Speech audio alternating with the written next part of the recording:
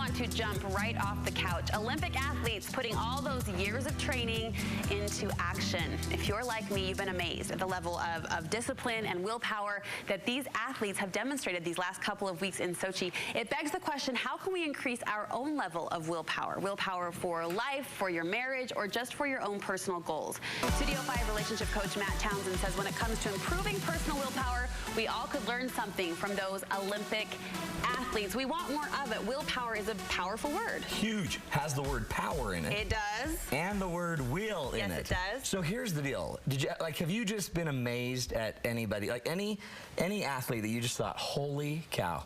This figure skating is one of my favorites, and I love when they go through the backstory of how long they've been training, when they first started, the hours of practice they put in each week. I mean, it's amazing what these kids essentially are throwing into their passion. But don't you think they're just lucky? Well... And they just have no life.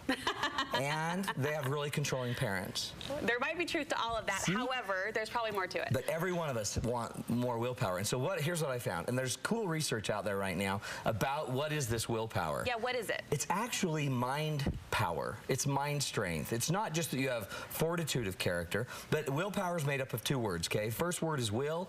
Will means that our agency is in action. Okay, so when we have our will in action, we're using our ability as an agent, a free agent, to make decisions. That's the will part of it. Okay. The power part is that there has to be an available energy to get stuff completed. To execute it. If you don't have available energy, what they're finding out is then your mind can't focus. It's a mind game. Willpower is a mind game, and it's a limited resource.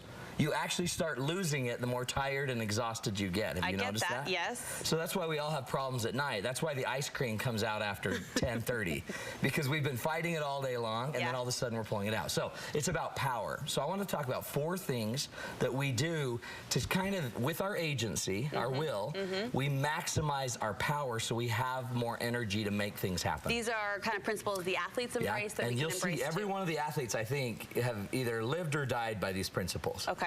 First one is willingness to accept the things we cannot change. This was my mom's mantra growing up. Accept the things you cannot change and change the things you can accept. Now, by the way, do you know where that's from? Where? That's from Alcoholics Anonymous. That's the prayer that they all recite. Lord, give us the power to accept the things that we cannot change and to change the things we can. So what if we, instead of using all of our energy and freaking out about everything we can't change, what if we just accepted there's certain things that happen in life? What if you could just accept your body type? It's your type. You can blame your mom and your grandma and everyone else, but it's your body type. What if we accepted it, and then instead of worrying about my body type and trying to change my body type, what if I just accepted what it is and then started working on what I could change? The changes you could make. Now, Shaun White, the great snowboarder, he was supposed to go in and win 2 medals, 2 gold medals. And I don't know if you heard, but this half pipe is messed up. There's been some ice issues. There's slush and junk in the middle of the pipe. By the way, there always is. It's a pipe, for crying out loud. And so in the middle, they always get caught up, and Shaun White was complaining about it and complaining about it, and then sadly, it actually took him.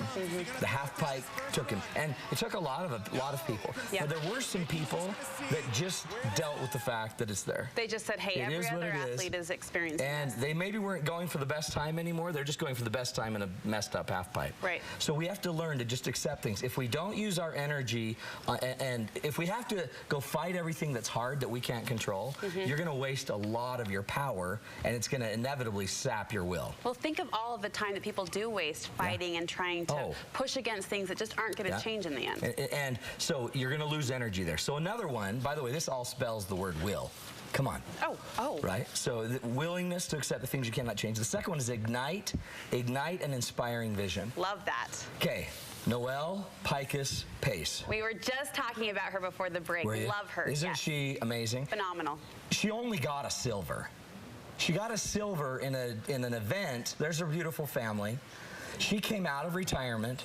She was done, and she came out of retirement, but she had a really clear vision, and she did it with her family. Her husband helped her train. Her husband, I think, helped her make her sled, and her daughter was there. Her kids were there, and you can hear her talk. One of the things she said is she can hardly wait to take that silver medal back to the people in her neighborhood, because she wanted to show the people in her neighborhood that you can set a goal and make stuff happen. Her character has almost become a bigger headline these Olympic Games than the actual medal that she won. Her family values and her She's character. committed to something that's inspiring, and that vision. So when you're running out of willpower and you don't have any more energy, you've got to have somewhere that creates energy, and there's nothing that creates more energy than an inspiring vision. People without vision perish. So if you have an inspiring vision, like wanting to make the best for your family and change the community and the world, then all of a sudden it gives you more power. What if you don't have a vision? What if you got to get a vision? How do you do that, though? What if you have someone out there thinking, I'm in a slump, I don't have anything that motivates me or that I feel passion-driven toward? How do you rediscover that? Almost anytime somebody tells me that, if I just have 5 seconds to say, oh, well, I guess then die, then they'll say what? Well, I don't want to die. Why wouldn't you want to die? Because there's a lot to live for. Well, tell me about it, for crying out loud. Okay, so you start just peeling back those layers. So if I go to any extreme with somebody, they're usually going to start defending what they don't even know. Everyone has a passion. So if you're not willing to die, then there's probably something keeping you here. Can relationships be enough of a passion for people? Sometimes, yeah. But sometimes it's going to be principle. I call it, so it's purpose. It's a legacy. It's what you want to leave for everybody that's around you. It's how you want to be remembered. It's maybe maximizing your great talents, your great goals. Okay. But you got to ignite it. And it's not an easy thing to do, but most people, she didn't need a huge passion. She had it. Yeah. Her passion where it was her family, and her husband had to, get her to go do this. The third one is to live the law that less is more. If we have limited reserves, and if we have limited energy and power, then you have to buy into the idea you can't have it all. And that's hard in this world, because we're trying to teach everyone, you can have everything. You can't. You can't have everything. You can have everything that's important to you. So decide what's important. By the way, that goes back to your vision and your passion, right? Yes, yes. So we're going to start having to cut back. Now, by the way, the greatest people that have ever lived on this earth, Jesus, Buddha, Gandhi, Mother Teresa, they all died with nothing. They're not out here trying to aggregate a bunch of stuff and accumulate stuff. It's not about things. They were here to release as much as you can. Yeah. And a lot of the great thinkers believe that it's your ability to actually not need things that makes you more valuable, more powerful. So you want more willpower, then learn to start doing more with less. You say there's things, too, that can unlock that willpower. And if we learn to look for what those things are, it'll help open up new avenues. Think of that. What if our life, to increase our willpower, wasn't just to go run a marathon, but it was to every day learn more and more and more about what weakens us and what strengthens us? And what if we just started to aggregate a list of everything that makes us stronger? Like, if I know that I do better in the morning than at night, then I ought to probably, focus on my morning. If I know that certain foods really mess me up, then I ought to use my willpower to not let those foods mess me up. I love it. So we start to aggregate the list of everything that works. And then, you know what's amazing? When you do what works, it works. It works. So weird. You know what else worked? Last week, our cameras were out and about, and they saw this magician at work. Yes. Take a look at this. Ladies, you owe me. Gentlemen, I'm going to teach you a magic trick. You can lift 2 lids up, do your business. When you are done, magic. Right there. See here.